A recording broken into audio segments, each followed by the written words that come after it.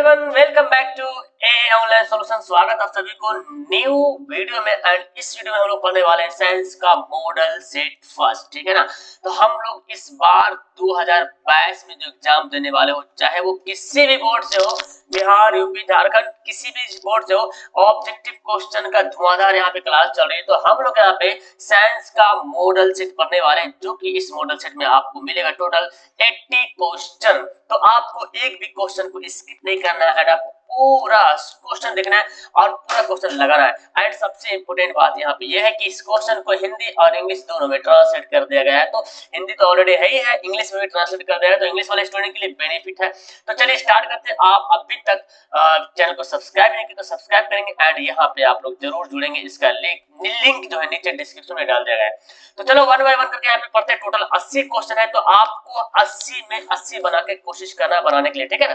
तो सबसे पहला सवाल आपके स्क्रीन पर हाजिर है जी, और वन बाय वन करके आप लोग आंसर देने की कोशिश करें। सबसे पहला सवाल है, पत्तियों में गैसों का आदान प्रदान होता है शिरा के द्वारा या रंध्र के द्वारा या मध्य शिरा के द्वारा या इनमें से कोई नहीं।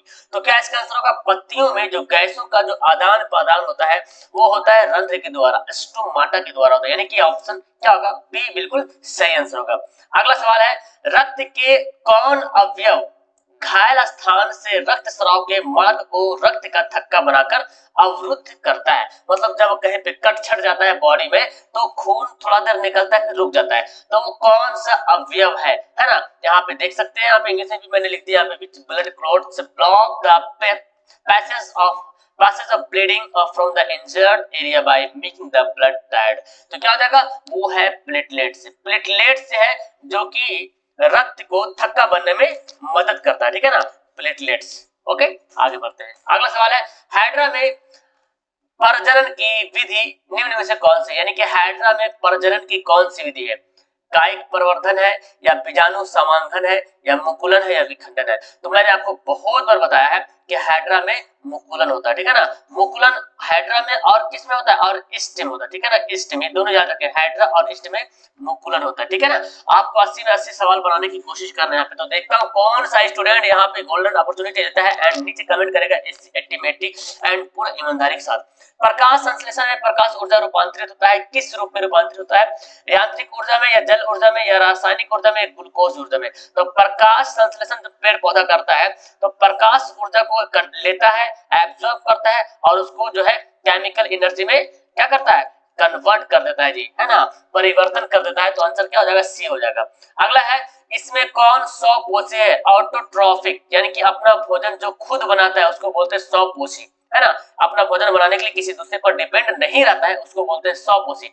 हरे पौधे, कीट या मछली या इनमें से सभी। तो हरे पौधे क्या है, स्वपोषी। हरे पौधे जो क्या है, वही है स्वपोषी। तो हमारा आंसर क्या हो जाएगा, ऑप्शन नंबर ए बिल्कुल राइट आंसर हो जाएगा। अगला सवाल आपके सामने हाजिर है, अग्नाशयिक रस में पाया जाता है, यानी कि पैंक्रियाटिक जूस होता है। अग्नाशय में एक रस होता है, उसको बोलते हैं अग्नाशयिक रस, यानी कि पैंक्रियाज में एक जूस पाया जाता है, उस जूस का नाम क्या है, पैंक्रियाटिक जूस। और उस जूस में कौन कौन से एंजाइम होता देखते हैं, trypsin enzyme, lipase enzyme, amylase enzyme, इनमें से सभी। तो अग्नाशय रस में ये तीनों एंजाइम जो है पाया जाता है, ठीक है ना। ऑप्शन क्या हो जाएगा, डी बिल्कुल राइट आंसर हो जाएगा। तो अगला सवाल हमारे सामने है, पुष्प का कौन सा भाग परागकण बनता है ना। पुष्प का कौन सा भाग है जो परागकण बनता है, तो देखो ऑप्शन क्या है, बाह्य दल, पंखुड़ी, पुंकेसर, स्त्रीकेसर। तो पुष्प का कौन सा भाग परागकण बनता है, तो क्या हो जाएगा, पुंकेसर, यानी कि ऑप्शन नंबर सी बिल्कुल सही आंसर हो जाएगा। ओके, ऑप्शन सी इसका बिल्कुल राइट आंसर। आगे बढ़ते जी, निम्न में से कौन उभयलिंगी जंतु है। उभयलिंगी जंतु कौन है, केंचुआ, कुत्ता, बिल्ली या बकरी। क्या हो जाएगा, केंचुआ। केंचुआ जो है उभयलिंगी जंतु है। उभयलिंगी जंतु पता है आपको किसको बोलते हैं, जिसमें स्त्री और मादा दोनों का, स्त्री और पुरुष दोनों का लिंग पाया जाता है, ठीक है ना, उसको बोलते हैं उभयलिंगी। ऑप्शन ए हो जाएगा। अगला पढ़ते हैं, ओजोन परत जो है कहाँ पाई जाती है, स्ट्रेटोस्फीयर में, एक्सोस्फीयर में, आयनोस्फीयर में या ट्रोपोस्फीयर में, ठीक है ना। तो ओजोन परत किसमें पाया जाता है, तो क्या हो जाएगा, स्ट्रेटोस्फीयर में। क्या हो जाएगा, स्ट्रेटोस्फीयर में। ऑप्शन नंबर ए बिल्कुल राइट हो जाएगा। ओके, यानी कि समताप मंडल। आगे बढ़ते हैं, किसी भी उदासीन विलयन का पीएच मान क्या होता है। न्यूट्रल सॉल्यूशन का पीएच वैल्यू क्या होता है, पीएच मान क्या होता है। तो देखो डियर यहाँ पे पीएच वैल्यू जो होता है उदासीन का होता है वो 7 होता है ना जी। ऑप्शन नंबर क्या होगा, बी बिल्कुल राइट आंसर होगा। ओके, और ये जो 7 से कम, आपको पता है 7 से कम क्या होता है, अम्ल का पीएच मान होता है, और 7 से ज्यादा जो होता है वो क्षार का पीएच मान होता है। ओके, अगला सवाल है अम्ल का पीएच मान कितना होता है। लो सवाल यहाँ पे आपके सामने हाजिर हो गया, 7 से कम, 7 से अधिक, 7 के बराबर, इनमें से कोई नहीं। तो अम्ल का जो पीएच मान होता है वो 7 से कम होता है, ठीक है ना। ऑप्शन क्या होगा इसका, बिल्कुल ए बिल्कुल राइट आंसर होगा। वेरी गुड, तो हमारा आंसर क्या होगा, ए होगा। उम्मीद है कि अब तक आपने सही बनाया होगा। बिल्कुल, आगे बढ़ते हैं। ऑक्सैलिक अम्ल का प्राकृतिक स्रोत निम्न में से कौन है, ठीक है ना। Which of the following is the natural source of oxalic acid. संतरा, टमाटर, सिरका, इमली। तो क्या हो जाएगा जी, टमाटर बिल्कुल यहाँ पर राइट आंसर होगा, ठीक है। टमाटर में ऑक्सैलिक अम्ल पाया जाता है।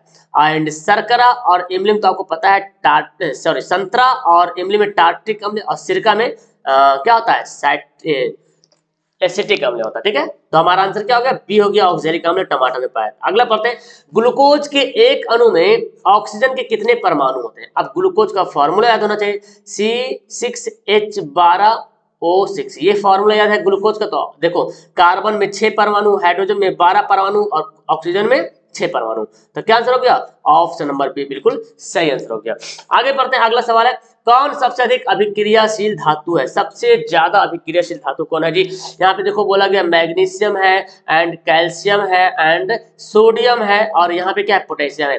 तो सबसे ज्यादा जो है अभिक्रियाशील धातु इनमें से कौन है, पोटेशियम। सब धातुओं में सबसे ज्यादा अभिक्रियाशील धातु है, ठीक है, पोटेशियम। तो ऑप्शन क्या हो जाएगा, डी बिल्कुल राइट आंसर होने वाला है। आगे बढ़ते हैं, इनमें से कौन अधातु चमकीला है ना। हालांकि अधातु चमकता नहीं है, लेकिन एक अधातु है जो चमकता भी है, और वो कौन है, आयोडीन है, ठीक है ना। आयोडीन जो अधातु है लेकिन चमकीला भी है। ओके, तो ऑप्शन क्या हो जाएगा इसका, डी, सी ऑप्शन बिल्कुल राइट होगा। सी जो है क्या है, चमकीला है, आयोडीन चमकीला अधातु है।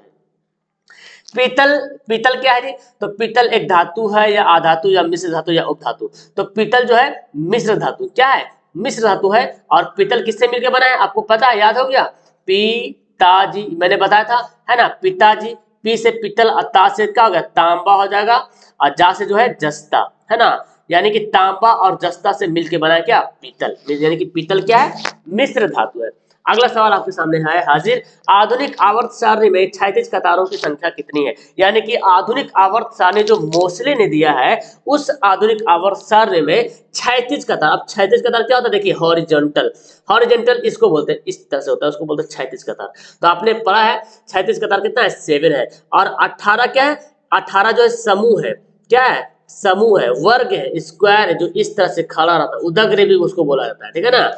ओके, तो हमारा आंसर क्या हो गया, ए हो गया राइट आंसर। आगे बढ़ते हैं, द ऑरिजिन ऑफ स्पीसीज, ये पुस्तक का नाम है द ऑरिजिन ऑफ स्पीसीज, बहुत ही इंपोर्टेंट किताब है। इनके लिखने वाले कौन है डियर, वाइसमैन, लाइमार्क, चार्ल्स डार्विन, इनमें से सभी।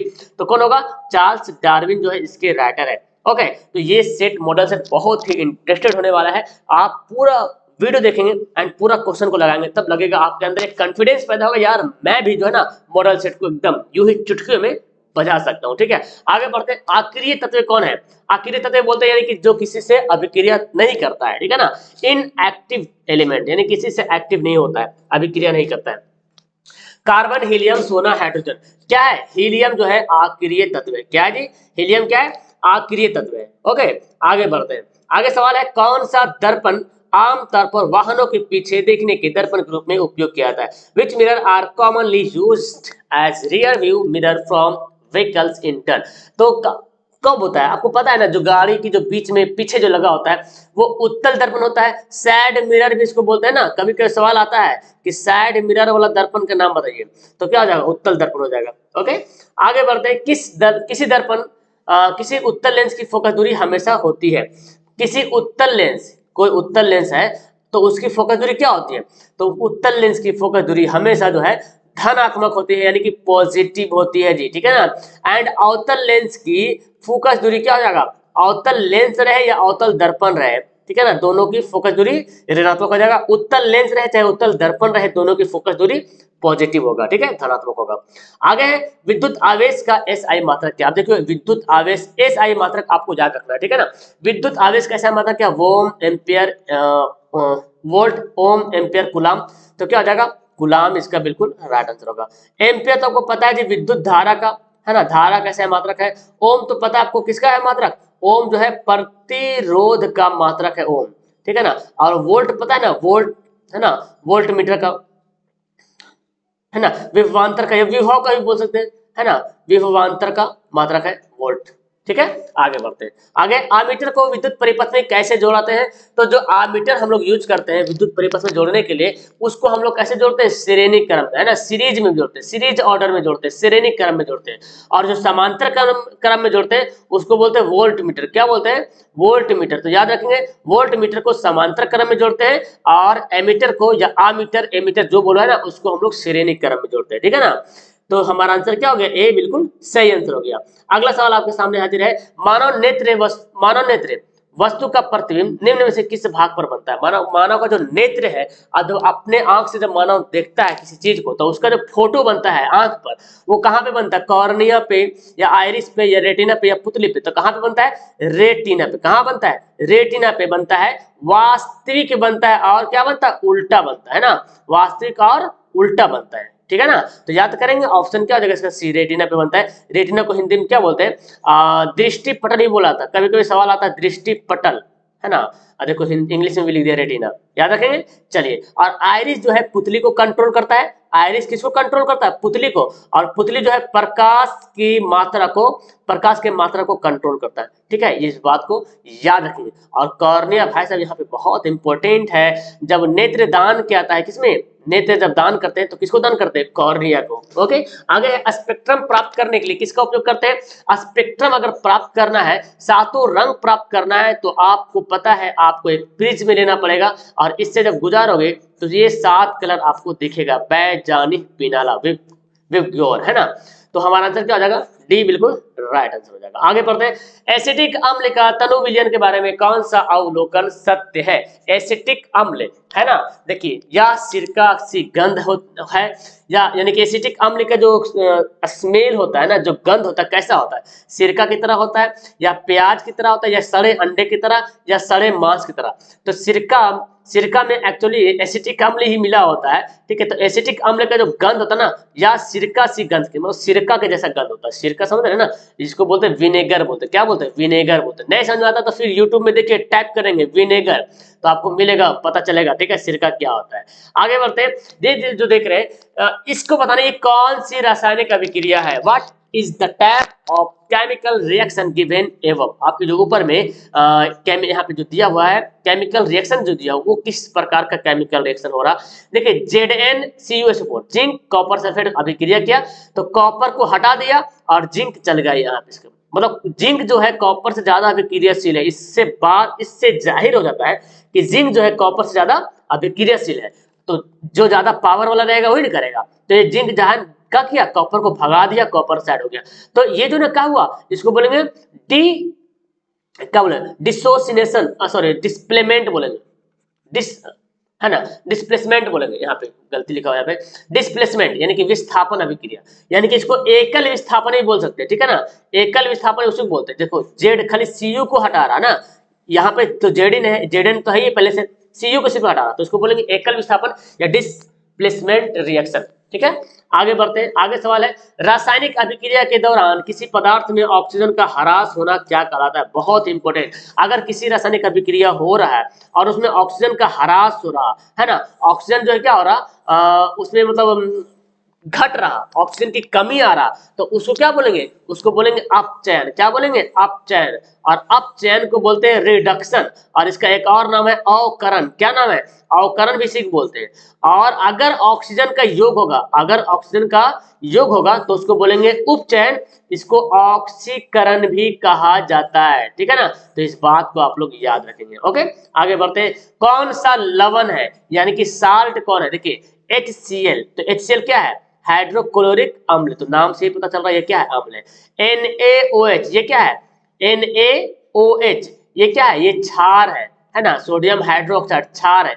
K2SO4, ठीक है ना, पोटेशियम सल्फेट, ये क्या है, यही है लवण, यही क्या है, लवण है, यही क्षार है। ये तो क्षार है। OH जहां मिले समझना कि क्षार, जहां पे OH दिखे समझना कि क्षार है वो। तो क्या आंसर होगा सी, ये K2SO4 क्या है, लवण है। याद रखेंगे, बंदा ऐसे फंसता है। कौन एक अपघटन अभिक्रिया का उदाहरण नहीं है? अपघटन अभिक्रिया किसको बोलते हैं? हाँ, डिकम्पोजिशन ही बोल सकते हैं, या तो फिर या तो उसको क्या बोलते हैं, विद्युत विघटन बोल सकते हैं। अपघटन मतलब जो टूट के बन रहा है। तो कौन अपघटन अभिक्रिया नहीं है? देखिए कैल्शियम कार्बोनेट टूटा तो देखो ये दोनों बन गया, है ना, तो ये भी अपघटन अभिक्रिया हो रहा है ना। ये जो है, ये भी जो यौगिक टूट के देखो इस तरफ दो में बढ़ गया, बड़ा सा यौगिक टूट के छोटा छोटा यौगिक में बढ़ गया, और ये दो जो है ना ये मिल रहा, तो ये संयोजन अभिक्रिया हो गया। क्या हो गया? संयोजन अभिक्रिया। अब आप बोलेंगे सर मानव शरीर में भोजन का पचना, ये जब भोजन खाते हैं तो भोजन अनेक भागों में टूटता है, ठीक है ना, तो भोजन का टूटना भी अपघटन अभिक्रिया होता है हमारे बॉडी में, ठीक है। तो हमारा आंसर क्या हो जाएगा? सी जो है नहीं है, सी जो है संयोजन अभिक्रिया है। अब बाकी ये तीनों जो है वियोजन अभिक्रिया है, वियोजन को ही अपघटन अभिक्रिया कहा जाता है। ओके, चलिए आगे है, कौन क्षारक में परबल क्षारक है? एकदम इस तरह सवाल को एकदम दिमाग में सेट कर लो, या तो इसको तुम रट जाओ, ठीक है, चाहे जैसे भी। परबल क्षारक स्ट्रॉन्ग बेस, स्ट्रॉन्ग बेस कौन है? देखो यहाँ पे ना ऑप्शन बी हो जाएगा, यानी कि सोडियम हाइड्रोक्साइड क्या है? परबल क्षारक है। बाकी ये सब जो देख रहे हैं ना, NaNH4OH, ये वाला और ये वाला और ये वाला, ये दुर्बल क्षारक है। क्या है? दुर्बल क्षारक है, क्षारी है लेकिन दुर्बल है। और ये जो देख रहे बी वाला, ये परबल है, बहुत ही स्ट्रांग है। तो याद रख लो, ठीक है, इसको नोट कर लो तुम लोग कॉपी में कि परबल कौन है, दुर्बल कौन है, ताकि कभी भूले नहीं दोबारा। आगे सवाल है, कौन सूर्य के प्रकाश में अपघटित हो जाता है? मतलब कि सूर्य के प्रकाश में अगर रख दिया जाए तो वो अपघटित हो जाएगा, मतलब टूट जाएगा। टूटने का मतलब ये है कि उस यौगिक में कुछ कमी आ जाएगा। तो सिल्वर क्लोराइड है ना, सिल्वर क्लोराइड जो होता है, जैसे चांदी, सिल्वर क्लोराइड अगर रहेगा धूप में अगर उसको रख दिया तो उसका रंग बदल जाएगा, ठीक है ना। तो ये है सिल्वर क्लोराइड, ये प्रकाश की रोशनी में क्या होता है? अपघटित हो जाता है, डिकम्पोज हो जाता है, ठीक है। आगे कौन गंधीय सूचक है? गंधीय सूचक मतलब ऑल फैक्ट्री इंडिकेटर, जिससे हम पता कर लेते हैं कि अम्ल है कि क्षार है, ठीक है, इससे पता चलता है। गंधीय सूचक कौन है? वैनिला, प्याज, लौंग का तेल, या इनमें से सभी। तो देखिए वैनिला भी गंधीय सूचक है, ओनियन प्याज भी है, और क्लोव ऑयल मतलब कि लौंग का तेल, ये भी क्या है? गंधीय सूचक है। ओके, तो ऑप्शन क्या हो जाएगा? डी बिल्कुल राइट आंसर हो जाएगा। अगला सवाल पढ़ते हैं जी, कौन इनमें से कौन जो है बूझा हुआ चूना है? अब देखिए बूझा हुआ चूना और बिना बूझा हुआ चूना, ये दोनों आपको याद रखना है। तो देखिए बूझा हुआ चूना का मतलब ये समझो कि उस चूना में पानी डाल दिए तो क्या हो गया? बुझ गया। तो ये वाला ऑप्शन कैल्शियम हाइड्रो ऑक्साइड, क्या हो जाएगा? Calcium hydro oxide. देखो इसको याद रखो, कैल्शियम OH मतलब हाइड्रो, और हाइड्रो मतलब क्या होता है? पानी। तो कैल्शियम हाइड्रो ऑक्साइड जो है ये बूझा हुआ चूना है, और कैल्शियम ऑक्साइड है ये बिना बूझा हुआ चूना। क्या है? बिना बूझा हुआ चूना, मतलब कि पूरा ठोस है, समझ रहे ना, पूरा ठोस है, ढिक्का ढिक्का है। ओके, तो हमारा आंसर क्या होगा? बी होगा। अगला है, लोहे से जिंक को लेपित करने की क्रिया को क्या कहते हैं? यानी कि जब लोहे पे जंग लग जाएगा, उस लोहे को बचाने के लिए जस्ता की परत चढ़ाते हैं, और उस क्रिया को बोलते हैं गैल्वेनीकरण, या तो बोलते हैं क्या? जस्तीकरण भी बोलते हैं। क्या बोलते हैं? जस्तीकरण, या गैल्वेनीकरण, या गैल्वनाइजेशन भी बोलते हैं, ठीक है, याद रखेंगे। ऑप्शन क्या होगा इसका? बी बिल्कुल सही आंसर हो जाएगा। आगे बढ़ते हैं, आगे सवाल बोलता है कौन रेडॉक्स अभिक्रिया है? आप देखो रेडॉक्स अभिक्रिया का डिफिनेशन आप लोग याद रखो, जिस अभिक्रिया में उपचयन यानी कि ऑक्सीडेशन एंड रिडक्शन, उपचयन और अपचयन, ठीक है ना, उपचयन और अपचयन, यानी कि ऑक्सीकरण और अवकरण दोनों होता है, यानी कि ऑक्सीजन का योग भी होता है और ऑक्सीजन का वियोग भी होता है, ठीक है, यानी कि हाइड्रोजन का योग भी होता है और हाइड्रोजन का वियोग भी होता है। ऐसे समझो, दोनों में से कोई, या तो ऑक्सीजन का वियोग होगा। तो उपचयन तो जानते हैं ना, उपचयन में क्या होता है? हाइड्रोजन जुड़ता है और ऑक्सीजन भागता है, मतलब हट जाता है। और अपचयन जिस चीज का उल्टा होता है। अब यहाँ पे देखेंगे, ये तो कहे टूट रहा, यहाँ पे देखो ZnO, Zn में O था, जिंक में O था, और O देखो यहाँ से हट गया, है ना, देखो जिंक बेचारा अकेला हो गया, तो क्या हो गया? O यहाँ से हट रहा, मतलब इसका क्या हो रहा? ऑक्सीजन का त्याग रहा, ये अपचयन हो गया। और यहाँ पे कार्बन देखो बेचारा अकेला था, और कार्बन में आके क्या हो गया? O देखो आके मिल गया, मिला कि नहीं? कार्बन अकेला था, कार्बन में आके O मिल गया। तो कार्बन मिलना मतलब क्या हुआ? ऑक्सीजन का मिलना क्या करता? उपचयन। तो यहाँ अपचयन हो रहा और यहाँ उपचयन हो रहा, तो ये जब दोनों, जिस अभिक्रिया में दोनों अभिक्रिया होगा, उपचयन और अपचयन दोनों, उसी अभिक्रिया को बोलेंगे रेडॉक्स अभिक्रिया। और ये दोनों जो देख रहे हैं, ये है द्विविस्थापन अभिक्रिया, डबल डिस्प्लेसमेंट, है ना, डबल डिस्प्लेसमेंट। और ये जो देख रहे हैं, ये क्या है? वही अपघटन, समझ आ रहा ना, वियोजन अभिक्रिया, जिसको छूटना। आगे बढ़ते हैं, आगे सवाल है, कौन आयन लाल लिटमस को नीला करता है? तो सबसे पहली बात तो याद रखो, लाल को नीला कौन करता है? इस बंदा बहुत फंसता है इसमें। लाल को नीला, एक बंदा कमेंट कर रहा था, मतलब इतना छोटा सा क्वेश्चन के लिए कमेंट भी कर रहा था। लाल को नीला, नोट कर लो, लाल को नीला कौन करेगा? क्षार। और नीला को लाल कौन करेगा? नीला को लाल करेगा कौन? अम्ल करेगा। कौन करेगा? अम्ल करेगा। तो बस इसको नोट कर लो। अब जो लाल को क्षार जो होता है, क्षार क्या होता है? हाइड्रो ऑक्साइड आयन देता है। क्या देता है? Hydro oxide. तो बोला ना, लाल को नीला कर सकता है, मतलब हाइड्रो ऑक्साइड आयन देगा। और नीला को अगर लाल करेगा तो देगा हाइड्रोजन आयन। ठीक है, तो हमारा आंसर क्या होगा? बी होगा। आगे बढ़ते हैं। धातु के ऑक्साइड क्या होते हैं भाई? धातु के ऑक्साइड, देखो इसमें भी सवाल दो बनता है। धातु के ऑक्साइड अक्सर प्रायः क्षारीय होते हैं। क्या होते हैं? क्षारीय होते हैं। हमारा आंसर क्या होगा? बी होगा। और यही अगर बोल देंगे अधातु, अगर यही बोलेगा अधातु के ऑक्साइड क्या होते हैं? तो अम्लीय होते हैं। तो इन दोनों पॉइंट को याद रखेंगे, धातु के ऑक्साइड क्षारीय होते हैं प्रायः, है ना, और अधातु के ऑक्साइड प्रायः अम्लीय होते हैं। ओके, अगला है, किस दर्पण से हमेशा वस्तु से छोटा प्रतिबिंब प्राप्त होता है? अब आपको पता है दर्पण आपने बहुत अच्छी तरीके से पढ़ा है, तो किस दर्पण से वस्तु से, वो किस दर्पण से हमेशा हमेशा अक्सर वस्तु से छोटा प्रतिबिंब प्राप्त होता है? तो समतल दर्पण में तो बराबर होता है। उत्तल दर्पण, अवतल, अवतल दर्पण में कभी बड़ा भी होता है और कभी छोटा। आपने पढ़ा है ना, 6 स्टेप पढ़ा है, कभी बड़ा कभी छोटा। उत्तल दर्पण जो साइड मिरर के रूप में इस्तेमाल करते हैं, उसमें अक्सर जो है प्रतिबिंब जो है छोटा प्राप्त होता है। ठीक है ना जी, ऑप्शन क्या होगा? बी होगा। आगे बढ़ते हैं। प्रकाश के परावर्तन के कितने नियम? भाई साहब ये सवाल अगर साइंस में नहीं आए तो सवाल का मतलब ही खत्म हो जाएगा, फिर ये सवाल आना ही तय है। प्रकाश के परावर्तन के कितने नियम है, प्रकाश के अपवर्तन के कितने नियम है? तो प्रकाश के परावर्तन बोलो या अपवर्तन बोलो, दोनों के कितने नियम है? दोनों के दो दो नियम है। ओके, आगे बढ़ते हैं। किस लेंस के द्वारा सिर्फ काल्पनिक प्रतिबिंब प्राप्त होता है? ठीक है, बहुत इंपॉर्टेंट यहाँ पे। तो लेंस और दर्पण में, यहाँ पे आप लोग तुम तुरंत समझ लो। देखो किस लेंस में, हम यहाँ पे आंसर लिखने वाले, किस लेंस में के द्वारा सिर्फ काल्पनिक प्रतिबिंब प्राप्त होता है? तो अवतल लेंस के द्वारा सिर्फ काल्पनिक प्रतिबिंब प्राप्त होता है। यानी कि अगर इसका आंसर बोला जाए तो क्या हो जाएगा? अवतल हो जाएगा। और अगर दर्पण की बात की जाए तो क्या हो जाएगा? उत्तल हो जाएगा। देखिए, यानी कि अवतल लेंस में और उत्तल दर्पण में, दोनों में केवल जो है काल्पनिक प्रतिबिंब प्राप्त होता है। और अगर अवतल लेंस, सॉरी उत्तल लेंस और अवतल दर्पण बोले तो दोनों में काल्पनिक वास्तविक दोनों होता है। ठीक है ना, तो सिर्फ काल्पनिक, सिर्फ इमेजिनरी इमेज जो प्राप्त होगा वो किसमें होगा? अवतल लेंस में या तो उत्तल दर्पण में। इसको ज्वाइन करके पढ़ो तो बड़ा मजा आ जाएगा। प्रतिबिंब का आकार हमेशा वस्तु के बराबर होगा तो दर्पण कौन सा होगा? अब आपको पता है प्रतिबिंब का आकार हमेशा वस्तु के बराबर होगा, वो दर्पण कौन? प्लेन दर्पण होगा। सिंपल सी बात है, समतल दर्पण होगा तभी तो वस्तु का प्रतिबिंब बराबर बनेगा। एंड आपने पढ़ा है कि उत्तल दर्पण में छोटा बनता है हमेशा, अवतल दर्पण में छोटा भी बनता है, बड़ा भी बनता है और बराबर भी बनता है एक कंडीशन में। लेकिन बोला जा रहा है हमेशा हमेशा वस्तु के बराबर होता है, और वो दर्पण कौन होगा डियर? समतल दर्पण में हमेशा वस्तु के बराबर प्रतिबिंब बनता है। आगे बढ़ते हैं। अवतल दर्पण की फोकस दूरी, उसकी वक्रता त्रिज्या की क्या होती है? तो आपने पढ़ा है इस तरह से अवतल दर्पण, तो ये है हमारा क्या, फोकस दूरी है, ये हमारा रेडियस है। ठीक है, यहां से तो रेडियस, और ये फोकस दूरी है। तो फोकस दूरी होता है क्या, इससे क्या होता है? आधा होता है। फोकस दूरी क्या होता है? पूरा का आधा होता है। तो ये दोनों, तो क्या हो गया? आधा हो गया। यानी कि आपने फॉर्मूला पढ़ा है, आर बराबर क्या पढ़ा है? 2f, या तो f बराबर क्या पढ़ा है? आर का दूसरा भाग, है ना। दोनों कर सकते हैं, ऐसे करो चाहे ऐसे करो। तो दर्पण में फोकस दूरी, दर्पण बोले या लेंस बोले, दोनों बराबर है। फोकस दूरी उसकी वक्रता त्रिज्या की क्या होती है? आधी होती है। और अगर सवाल घुमा के बोल दे कि वक्रता त्रिज्या फोकस दूरी की क्या होती है, तो वक्रता त्रिज्या फोकस दूरी की दुगनी होती है। वक्रता त्रिज्या फोकस दूरी की दुगनी होती है। ठीक है ना, और फोकस दूरी वक्रता त्रिज्या की आधी होती है। सिंपल सी बात है, इसको आधा बोलेंगे तो उसको दुगना बोलना पड़ेगा, है ना। आगे बढ़ते हैं। कौन सा दर्पण अपसारी दर्पण कहलाता है? भाई साहब अपसारी अभिसारी फिर से आपके कंसेप्ट में क्लियर करूंगा आप लोग को, ताकि दिक्कत ना हो। इसके बाद कोई भी सेट उठा लो, सब अपसारी अभिसारी आएगा तो टिक लगाओ खटाखट खटाखट। कौन सा दर्पण अपसारी? अपसारी के मतलब होता है डाइवर्जिंग, फैलाना, है ना। और ये आंसर क्या होगा? उत्तल दर्पण को बोलेंगे अपसारी दर्पण।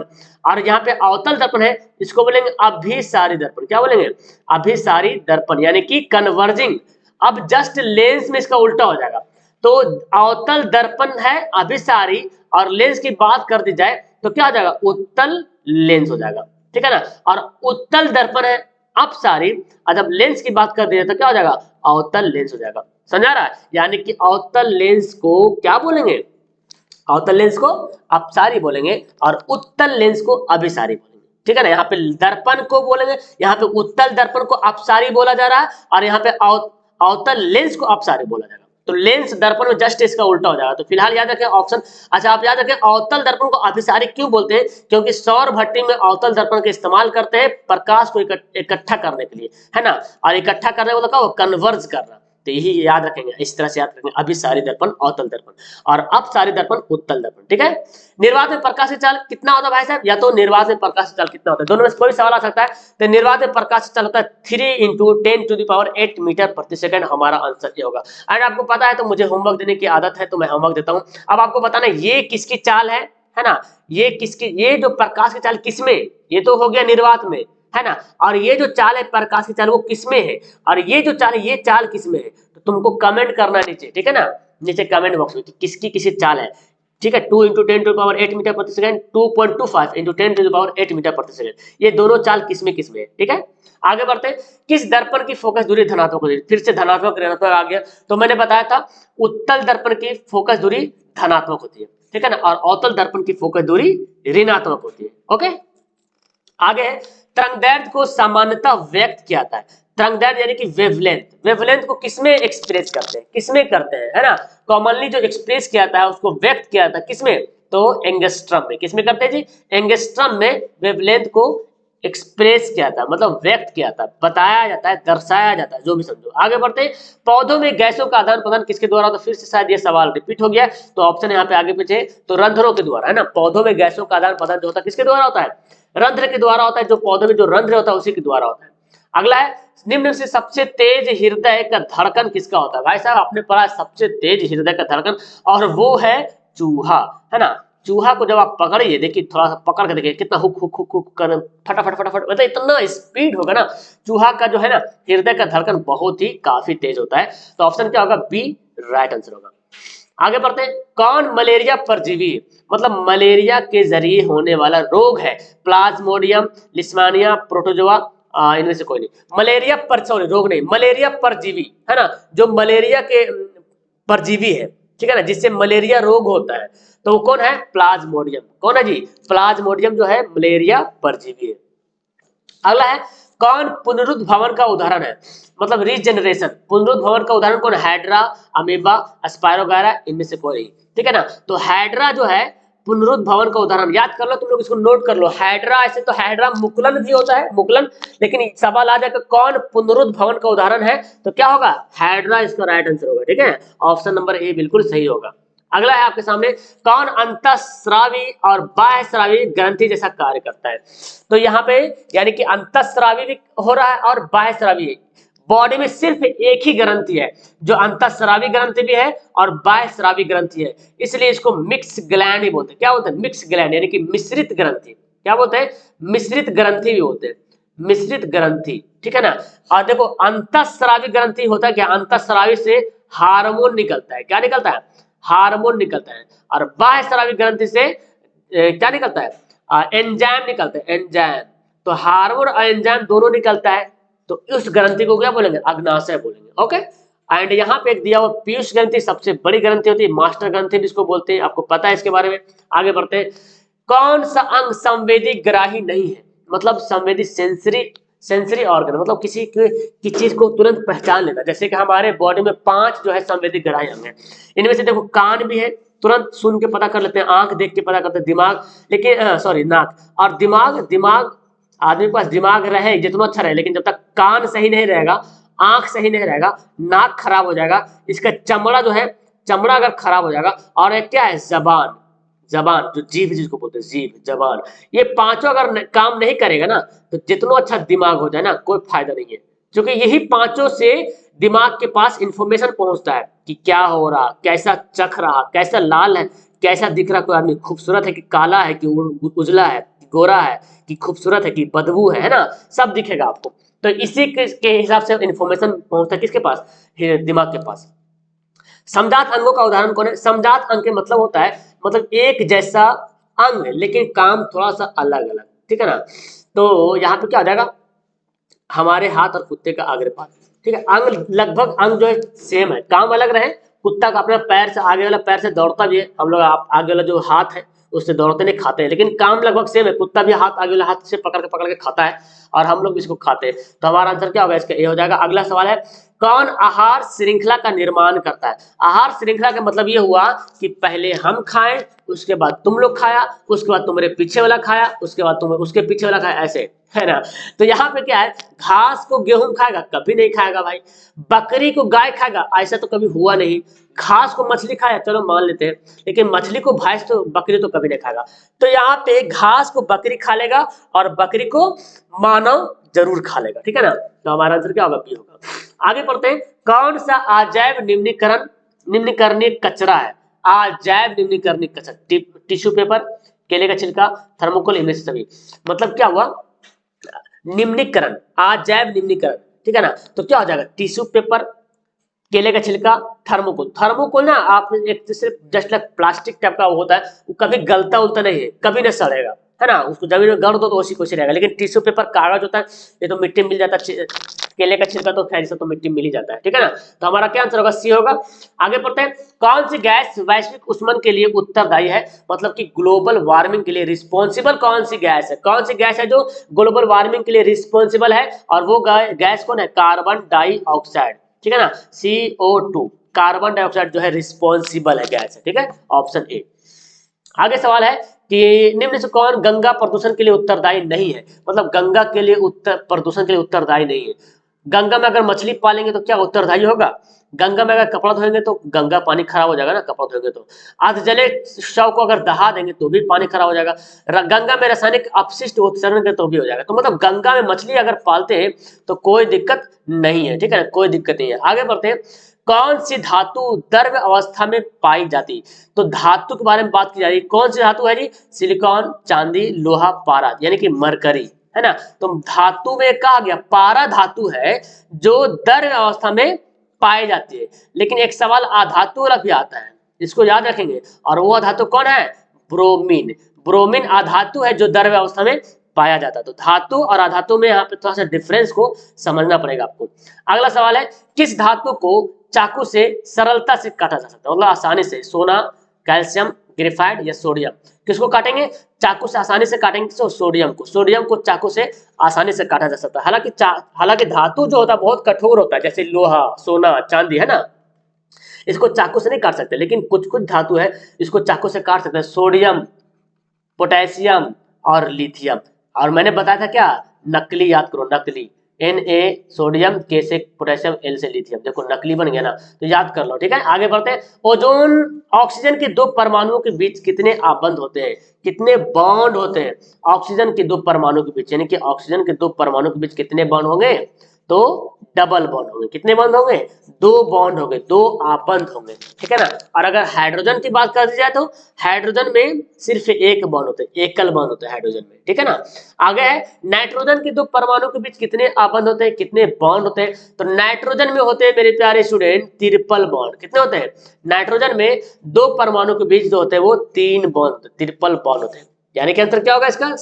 सी बिल्कुल राइट होगा, सॉरी सी वाला राइट आंसर होगा, 3 बॉन्ड। ओके, आगे है ग्लूकोज का रासायनिक सूत्र। अभी मैंने बता दिया था पहले ही ग्लूकोज का रासायनिक सूत्र क्या होता है जी।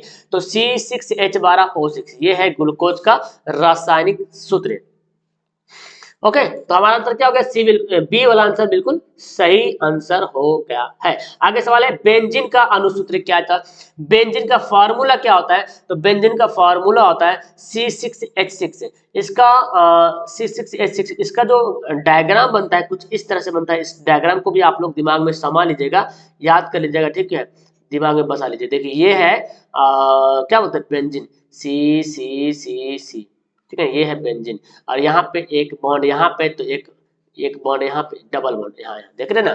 तो ये है बेंजीन का सूत्र, ऐसे बनता भी है। ये मतलब संरचना सूत्र हो गया, ठीक है। आगे बढ़ते हैं, मनुष्य के वृक्क की रचनात्मक एवं क्रियात्मक इकाई को क्या कहते हैं? What is the creative and functional unit of man's kidney? तो क्या जगह? वृक्क नलिका, न्यूरॉन, एक्सॉन, नेफ्रेडिया। क्या जगह? तो यहाँ पे ऑप्शन तो यहाँ पे नहीं है मेरे प्यारे स्टूडेंट, नेफ्रॉन होता है। क्या होता है? नेफ्रॉन होता है, ठीक है ना। तो फिलहाल इसमें ऑप्शन ही गायब है। ठीक है ना। वृक्क की रचनात्मक एवं क्रियात्मक इकाई को क्या बोलते हैं, नेफ्रॉन बोलते हैं। फिलहाल इसमें ऑप्शन नहीं दिया हुआ, तो ऑप्शन इनमें से कोई नहीं बोलो, है ना, या नेफ्रॉन याद रखो। और जो न्यूरॉन देख रहे हैं ना वो कुछ और है, अलग है, आगे सवाल मिलेगा। इनमें से कौन पौधों का उत्सर्जी पदार्थ है, मतलब पौधों में उत्पन्न होता है, पौधों के द्वारा उत्सर्ज होता है। उत्सर्जी पदार्थ जानते हैं ना, जो बेकार की पदार्थ होता है, जो बॉडी से बेकार की पदार्थ निकलता है उसी को बोलते हैं उत्सर्जी पदार्थ। एक्सक्रीटरी सब्सटेंस ऑफ प्लांट, मतलब बेकार का, कौन है, टैनिन, रेजिन, गोंद, ये तीनों के तीनों पौधे से निकलता है बेकार का पदार्थ, और ये इनमें से सभी हो जाएगा राइट आंसर। ओके, एंड्रोजन क्या है, एंड्रोजन, तो एंड्रोजन नरलिंग हार्मोन है या स्त्रीलिंग हार्मोन है या पाचक रस है या पाराथायराइड हार्मोन है। एंड्रोजन क्या है, तो एंड्रोजन एक नरलिंग हार्मोन है। क्या है, एंड्रोजन जो है नरलिंग हार्मोन है। और एक होता है एस्ट्रोजन, ठीक है ना, याद रख लो एस्ट्रोजन, इसे बच्चा गलती करता है, मैं बार बार बताता हूँ इसको। एस्ट्रोजन जो है स्त्रीलिंग है और एंड्रोजन है नरलिंग हार्मोन। तो अगर एग्जाम में अगर आपने गलती से भी रंग दिया ना तो बस रंगा जाएगा वो, फिर दोबारा उसको सही नहीं कर सकते आप। रंग आ गया तो रंग आ गया, एक नंबर गया काम से, इसलिए ध्यान से आपको बनाना है, ध्यान से रंगना है। ओके, अगला सवाल है, दो तंत्रिका कोशिका के मध्य खाली स्थान को क्या कहते हैं, खाली स्थान, ठीक है। तो दो तंत्रिका कोशिका है, ठीक है, उसके बीच में जो खाली खाली स्थान है उसको बीच को क्या कहते हैं, यानी कि तंत्रिका कोशिका आपने पढ़ा है तो उसको बोलेंगे क्या, सिनेप्स से बोलेंगे, क्या बोलेंगे, सिनेप्स से बोलेंगे। दो तंत्रिका कोशिका के खाली स्थान को क्या बोला जाता है, सिनेप्स से बोला जाता है। अगला है ऑक्सिन क्या है, देखिए आपने बहुत अच्छी तरीके से पढ़ा ऑक्सिन क्या है। ऑक्सिन एक पादप हार्मोन है, क्या है, एक हार्मोन है। तो यहाँ पे दे दे रहा कौन हार्मोन है, पादप है या जंतु तो लिखने रहा, लेकिन हार्मोन है। ऑक्सिन हो गया, है ना, जिब्रेलिन हो गया, एब्सिसिक एसिड हो गया, ये सब क्या है, पादप हार्मोन है। तो हमारा आंसर क्या हो जाएगा, ए बिल्कुल राइट आंसर होगा। अगला सवाल है, ग्वाइटर अथवा घेंघा रोग होता है किसके जरिए होता है, तो ग्वाइटर जो रोग होता है ना वो आयोडीन की कमी से होता है, ग्वाइटर रोग। ओके, यानी कि ऑप्शन नंबर बी बिल्कुल राइट आंसर होगा। आयोडीन की कमी से क्या होता है, घेंगा रोग या ग्वाइटर उसको भी बोलते हैं जो गला फूल जाता है। तो हमारा आंसर क्या हो गया, इसका बी राइट आंसर हो गया। आगे है, शुक्राणु कहाँ बनता है, यानी कि स्पर्म का जो निर्माण होता है वो कहाँ होता है, वृषण में, मूत्राशय में, गर्भाशय में, अंडाशय में। तो शुक्राणु का निर्माण होता है वृषण में, यानी कि टेस्टिस में होता है, ठीक है। तो हमारा आंसर क्या होगा, इसका 71 का राइट आंसर होगा ऑप्शन नंबर ए, बिल्कुल सही आंसर हो जाएगा। ओके, आगे सवाल पढ़ते हैं, पुष्पी पौधों में लैंगिक जनन किसके द्वारा होता है, यानी कि जो फूल वाला पौधा होता है जिसमें फूल होता है उसमें जो लैंगिक जनन होता है वो किसके माध्यम से होता है, तो पत्तियों के द्वारा होता है या तने के द्वारा होता है या फूलों के द्वारा या बीज के द्वारा। तो वो होता है किसके द्वारा, फूलों के द्वारा होता है, याद रखेंगे किसके द्वारा होता है, फूलों के द्वारा होता है। पुष्पी पौधों में लैंगिक जनन होता है किसके द्वारा, फूलों के द्वारा होता है। ओके, यानी कि इसका आंसर होगा bi flower, option number C. आगे है द ऑरिजिन ऑफ स्पीसीज, ओहो ये सवाल फिर से रिपीट हो गया, तो यहाँ पे दो सवाल रिपीटेड आ गया। The origin of species, actually question ही बहुत इंपॉर्टेंट इसलिए रिपीट हो गया, लेकिन एग्जाम में आपको कभी कभी ऐसा देखने को मिल जाता है, कभी कभी रिपीट होता है, अब बस ज्यादा नहीं होता है, ठीक है ना। तो द ऑरिजिन ऑफ स्पीसीज वो किताब है चार्ल्स डार्विन का लिखा हुआ, ठीक है। ऑप्शन नंबर क्या होगा, सी राइट आंसर होगा। आगे बढ़ते, डेंगू उत्पन्न करने वाले मच्छर किस तरह के जल में रहता है। देखिए जो डेंगू बीमारी होता है, तो डेंगू बीमारी जो उत्पन्न करने वाला मच्छर जो होता है वो कैसा जल में रहता है, साफ जल में या गंदा जल में या खारा जल में या मृदु जल में। तो साफ जल में, यानी कि साफ सुथरा जो जल है ना उसी में रहता है। अब साफ जल कौन हो गया भाई, जैसे कि मान लीजिए हौद है घर में, है ना, टंकी है और टंकी में पानी भरा हुआ है 1 महीना से, 2 महीना से, 3 महीना से। अब वो जो पानी है पूरा साफ है, लेकिन उसमें उसी साफ पानी में डेंगू जल उत्पन्न हो जाएगा, ठीक है ना। तो हमें चेंज करते रहना चाहिए। ऑप्शन क्या होगा, ए बिल्कुल राइट आंसर होगा। आगे बढ़ते हैं, फ्लोएम उत्तकों द्वारा कार्बोहाइड्रेट का परिवहन होता है। देखिए फ्लोएम समझ रहे हैं, जिस फ्लोएम जो उत्तक है जो पौधों में क्या करता है, भोजन खाद्य पदार्थों को एक जगह से दूसरी जगह पहुंचाता है। और एक है जाइलम, क्या है, जाइलम जो कि जल को एक जगह से दूसरी जगह पहुंचाता है, जड़ से लेता है और पूरे भाग में पहुंचाता है। तो फ्लोएम उत्तक है, उसके द्वारा कार्बोहाइड्रेट का जो परिवहन होता है ग्लूकोज के रूप में होता है या फ्रक्टोज के या लैक्टोज के या सुक्रोज के रूप में होता है। तो मैंने बहुत बार सवाल को पढ़ा है, सुक्रोज के रूप में होता है। किसके रूप में होता है, सुक्रोज के रूप में होता है। फ्लोएम उत्तकों द्वारा कार्बोहाइड्रेट का परिवहन किसके द्वारा होता है, सुक्रोज के रूप में होता है, ठीक है। तो आंसर क्या होगा इसका, डी होगा।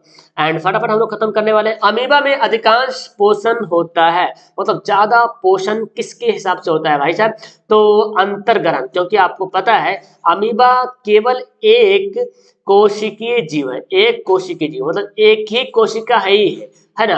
अब सोच लो कितना छोटा होगा, लेकिन फिगर हम लोग देखते देखते इतना बड़ा।